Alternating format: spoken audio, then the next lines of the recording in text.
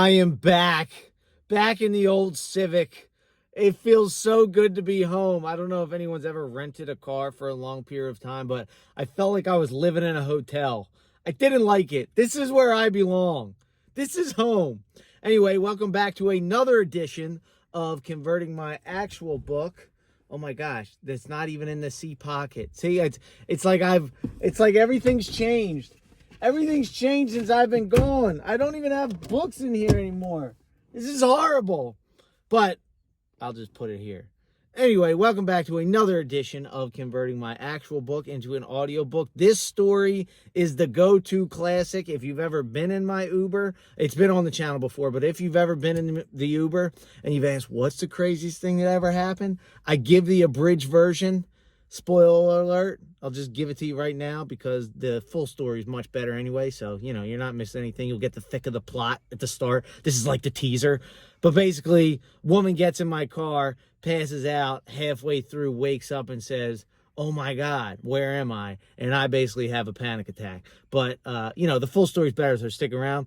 As always, not the actual footage from the ride. I was really hoping to find myself on the Schuylkill to get a picture of the art museum, which, later in the story, if you listen, there's a point where I say the art museum and, it's very important to the story. I won't say anything else because then I would actually ruin the story. But did not get that. However, I do have a pretty cool shot of some pretty cool shots of Philadelphia. I found some B-roll footage deep in the archives, but that's to say, this isn't actual footage from the from the trip. That's all I got. I hope you liked the story. And if you haven't been following along, the whole back in the Honda Civic, I had rented the Tesla for a week. I got a ton of content coming out about that. I'm really excited about it. I'm honestly like, man, I feel like I'm in school again. It's like a 10, 20 page essay I'm putting together with all this information, trying to figure out what's relevant and what's, most beneficial to share with you guys. But excited to share all that, so make sure you click subscribe. Those videos will be coming out this week, and I'm back on track with my audiobook with some new never before shared on YouTube chapters. I'm talking too much. Come on, get to the story, Ed. All right, guys, thanks for watching. See you at the next one. Oh, and one more thing before I share the story. I love YouTube. I love reading YouTube comments, and I know I'm a little biased, but I feel like the comment section on my channel is like much higher quality compared to other comments. It's not just these like superficial comments. Like, I get some pretty good insights and stories in my comment section, I've noticed. So that said, whether you are a driver or a rider of Uber, if you have any wild or crazy Uber stories, drop them in the comments. I asked the same thing about my Uber pool video. And, I'm thinking if I get funny stories, it'd be funny to read and share those stories with you guys. So, drop your craziest Uber story in the comments. Chapter 12, The Scariest Moment in My Uber. Stereotypes get a bad rap. They're nothing but the gamble we make on the information at hand, be it consciously or subconsciously, every second of every day. They're like the unreliable compass that we need in order to navigate this crazy world of ours. And one of the most prevalent stereotypes that we all bet on is the notion that poverty is associated with danger and crime, and wealth with safety, security, and class.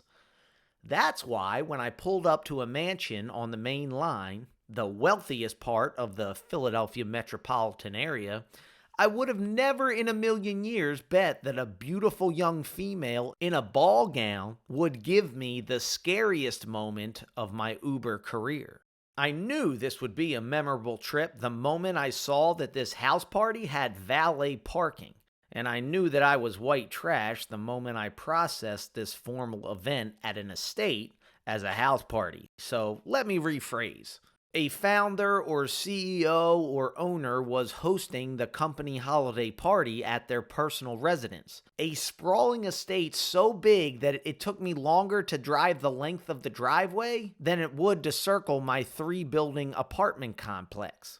I passed by scores of luxury vehicles from sedans to coupes to classics, meticulously aligned on the grass, only to have my untinted 2012 Honda Civic pull into the 3-car wide porte cochere, the covered part of the driveway where vehicles can stop so their wealthy passengers don't have to deal with the elements, because after all, getting rained on is for poor people. Don't feel bad if you didn't know what it was called. I had to look it up myself. But anyway, I stopped in the porte cochere between two tinted out sedans.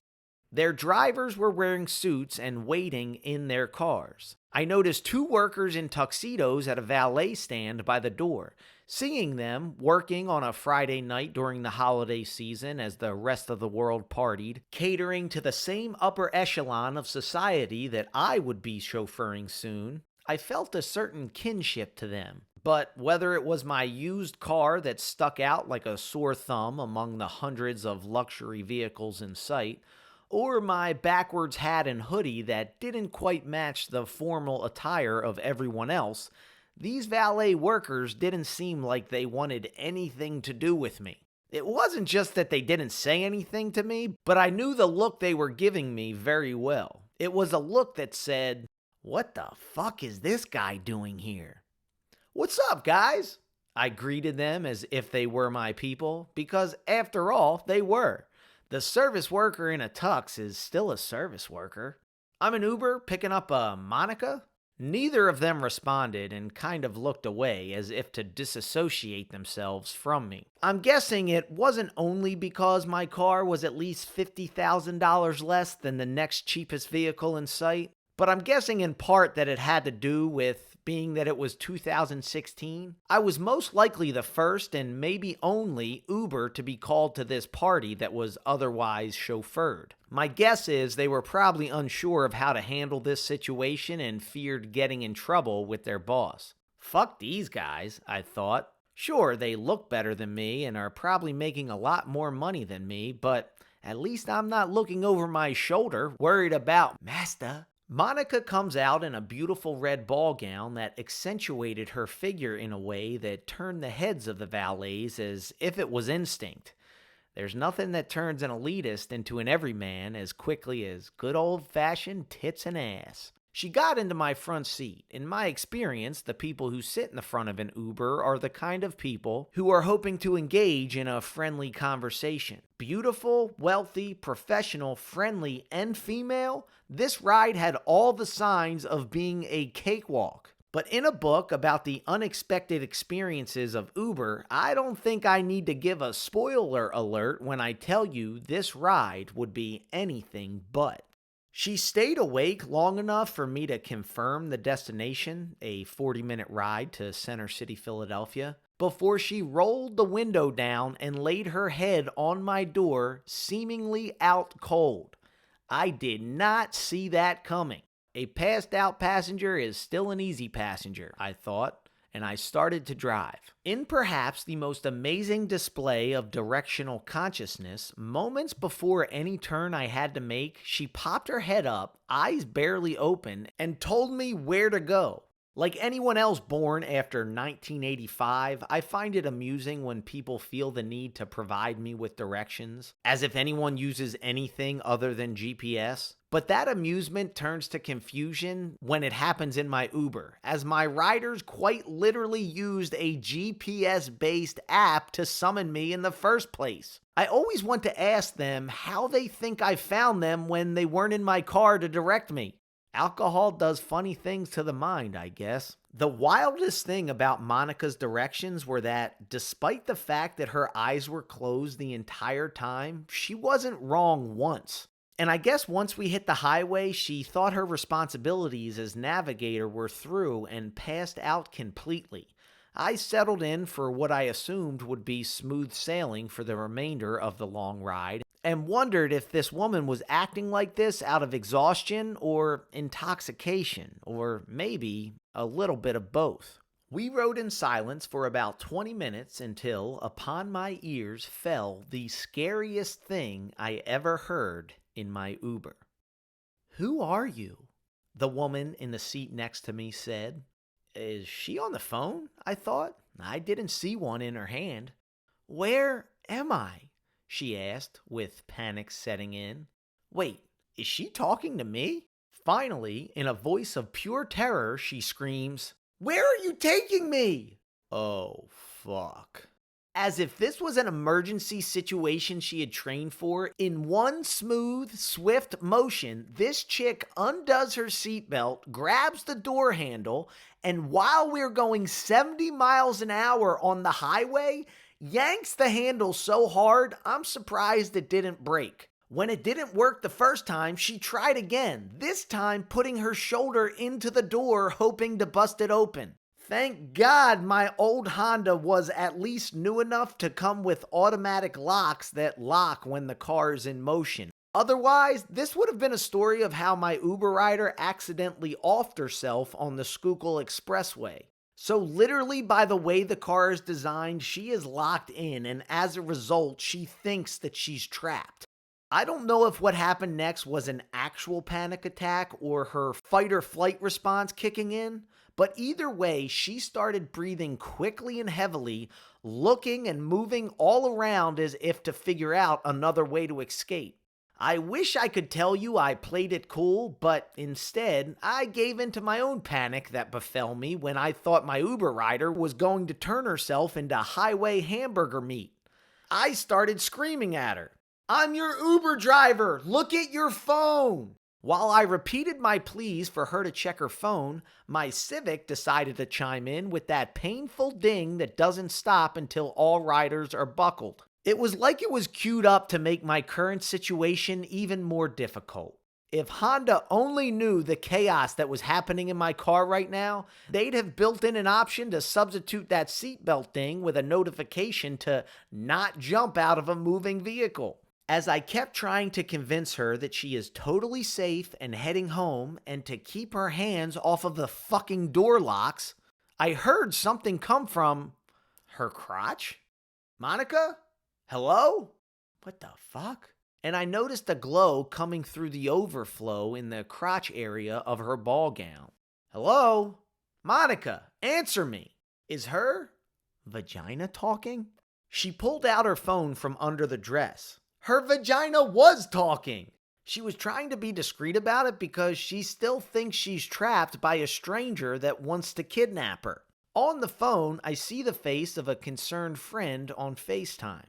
Oh, good, I thought. A person she trusts that can easily clear up the confusion my rider can't seem to understand because she's hammered and convinced that she's starring in the next installment of the Taken franchise. But what I didn't account for was the overestimation of discreetness drunk people think they have. As in, this chick thought she was undetected in her FaceTime for help. So when I told her to tell her friends on the phone that she is in an Uber, she shoved her phone back up her dress like I caught her trying to escape. "Take the phone out!" I ordered in a tone that in no way could have made her feel more comfortable. "Monica! Monica!" the vagina was screaming. She slides the phone back out, and now there are two concerned people on the FaceTime. "Tell them you are okay," I demanded. Definitely not a thing a kidnapper would say, right? She slid her phone back into her dress and left it there and stared at the highway ahead in a frozen panic. Her vagina is still talking, and with each sound it made, the glow coming from in between her legs seemed more and more like the answer to all of my problems. It was a devil's dilemma as the beautiful flowing gown opened at the bottom like the gates of heaven, inviting me in to find the peace I need, the peace I know exists, if only I could get a hold of that phone and clear up the confusion. Then again, the gumption it would take to reach up a drunk woman's skirt, no matter how long it was, nor the reward that came with it, was most certainly not worth the risk. Instead, I kept telling her to open up her Uber app and she'll see a picture of me. But the next time she took her phone out, she was still on FaceTime, and whoever she called must have been at a party, and that person must have corralled the whole crew out of concern for Monica because this time there was a whole screen full of worried faces. "Will you tell your friends you are okay?" I have since come to realize that someone who is completely innocent but not believed can quickly become frustrated, and that frustration can sound a lot like guilt. In other words, in retrospect, I definitely sounded like a kidnapper trying to bully his victim into saying exactly what a kidnapper would want them to say. Monica hung up the phone without saying a word. Great. Just great. All I could think about was that the next call might be 911, and Lord knows what kind of implications or accusations a drunk girl in a panic might make. I know the kind of person I am, but I'm also no dummy. I know how stereotypes work. The prospect of having my word, the word of an Uber driver, versus that of a young, beautiful, professional, wealthy woman was not appealing. It's just me and her in the car. If this chick had any sort of imagination, what leg would I have to stand on? My fucking Uber rating? I mean, even the valets looked down on me. How do you think I'd play in front of a jury? Sure, I had the truth on my side, but an unverifiable truth in the American justice system is a truth that can help you sleep at night. In your prison cell, as I start mentally prepping my statement to police, of course my DNA is all over her, officer. It's my car. I replayed the specifics of how I caught her shoulder when she fell into my car, or the times our elbows bumped over the middle console. I'm thinking that's all the proof Benson and Stabler are going to need to put me away for years. So as a final act of desperation, I began shouting out any landmarks she might recognize on our way home. After a few minutes of this, for whatever reason, it was when I pointed out the Philadelphia Art Museum, something clicked in her drunken brain. She finally calmed down, put her phone away, and we sat in silence for the remainder of the ride. When we pulled up to her very expensive Rittenhouse apartment, she gets out of her car, turns square to me, and yells, "You need to learn your directions better." I can still see and hear that scene clear as day in my head, mainly because it left me incredibly confused. Of all the things to say in that moment, her tone got the sentiment across for sure, but the words made no fucking sense. The realization of the risk I take driving with strangers was enough to make me call it quits for the night. I signed off the app and drove straight home, contemplating the situation. What I couldn't get past is how in a situation like this, the doubt would be cast upon me, a guy out here just trying to earn an honest buck, while society would be inclined to protect and believe the person who drank so irresponsibly she forgot where she was. I couldn't come to a conclusion as to why that was other than the assumed innocence of beauty and the assumed guilt of the brute. But what I did know for sure was this. It's high time I got myself a dash camera. Hope you guys enjoyed the story. If you have any crazy Uber stories of your own, drop them in the comments. And until next time, stay classy, you handsome devils. Over and out. Ooh, my teeth looking kind of nice. Must be good lighting. They are not that white in real life. I have been using xylitol.